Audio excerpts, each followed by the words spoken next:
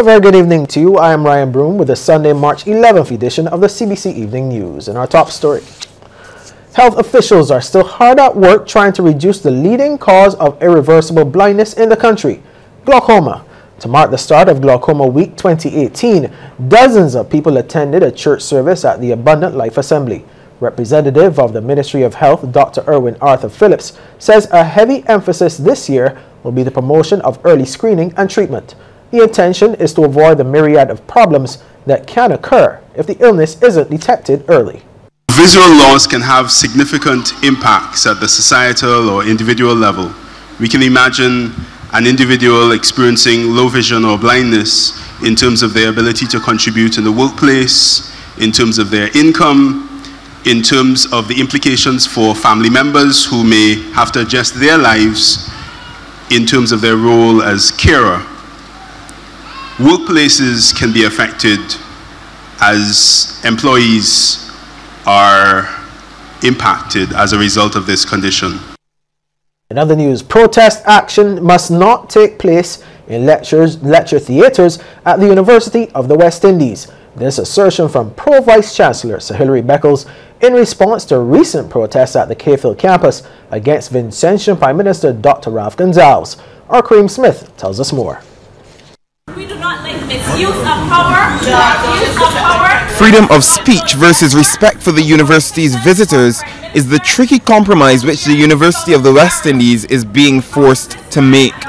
Last month, Prime Minister of St. Vincent and the Grenadines for over 15 years, Dr. Ralph Gonsalves was subjected to loud and disruptive protests while attempting to deliver a lecture at the Cayfield campus. The agitators included one of the university's very own international relations lecturers, Dr. Christina Hines. But during Friday's press conference, Pro-Vice Chancellor Sir Hilary Beckles noted that while academics and students have the right to protest, he took issue with the way in which the most recent action was carried out. The classroom is not the place where the protest takes place. It can be in the corridors, it can be at the gate, it can be in the environment, but once that classroom goes into action, the guests of the institution should be heard. The protesters were unhappy with the Gonsalves-led administration following a scandal involving the Prime Minister's son, Finance Minister Camilo Gonsalves, and former model Yugi Farrow, after Farrow was remanded to the island's mental health facility for 3 weeks, charged with verbally abusing Camilo's wife in early January. Finance institutions also say that when you have guests, when there are guests of the institution, we have to create a space whereby within the culture of protest, that guest also has the right to be heard, and to be heard in an environment of dignity. The action has prompted the university administration to look at other models. There are models in the US, for example, where protesters accepting that guests of the university should not be interrupted while they are speaking in classrooms.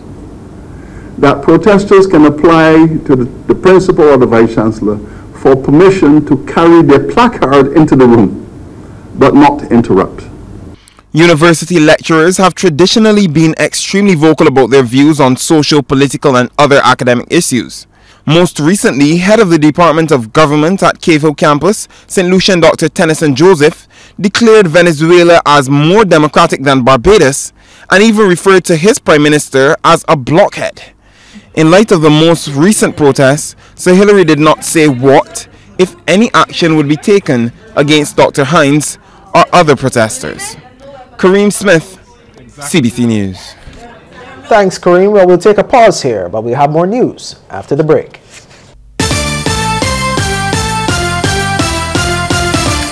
Welcome back. Well, Barbadians are being encouraged to use their God-given talents to help others around them. This advice from senior pastor of the Ellerton Wesleyan Holiness Church, Livingston Trotman. He was speaking during a flea market on the church grounds. Our Sharika Griffith has that story. Pastor Trotman says sufficient opportunities have been provided for Barbadians to use their skills to produce goods and services. He believes in so doing, these small business owners will not only supply the market with quality products, but also provide job opportunities for others. We need to get into manufacturing, and we need to use the God give us skills to see how we can help, you know, our community, our society, our country. Some people that you are seeing doing these things are employed otherwise, but they are starting out their own small businesses, which we are praying and hoping will turn into big businesses and provide employment for others. Pastor Trotman was speaking as the grounds of the Ellerton Wesleyan Holiness Church were transformed into a flea market.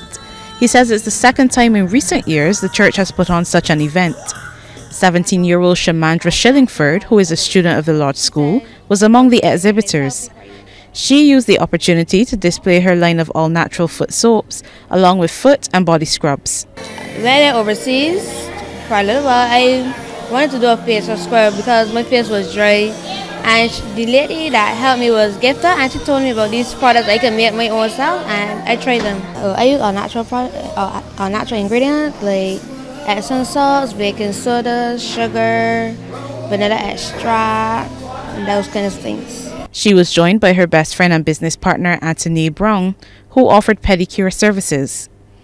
Owner of Naturenda's Foods, Nicole Murray, used the opportunity to launch 4 new products in her locally produced line. I actually spent a good time speaking with some old people in Barbados at the polyclinics and so on. I was able to find out some of the plants that they remember using as children, and I went on a search to find them. Some I was able to find, some I still have no clue where they are or what they are. But a lot of them, like blue vervain and so on, I was able to find and start to grow myself.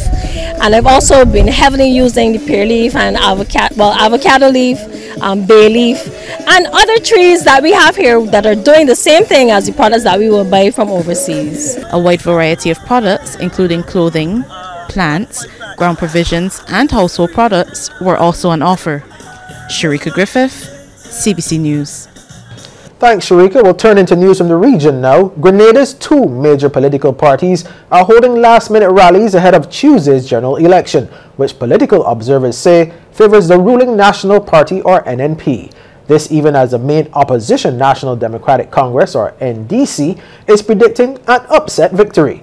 Prime Minister Dr. Keith Mitchell, who led the NNP to a stunning 15-0 victory in the 2013 general election, is again confident that the party will be victorious. And former Finance Minister Nazim Burke, who is leading the NDC into a general election for the first time, will tonight be gathering his candidates for their People's Rally in Morne Rouge St. George, also promising some very special surprises.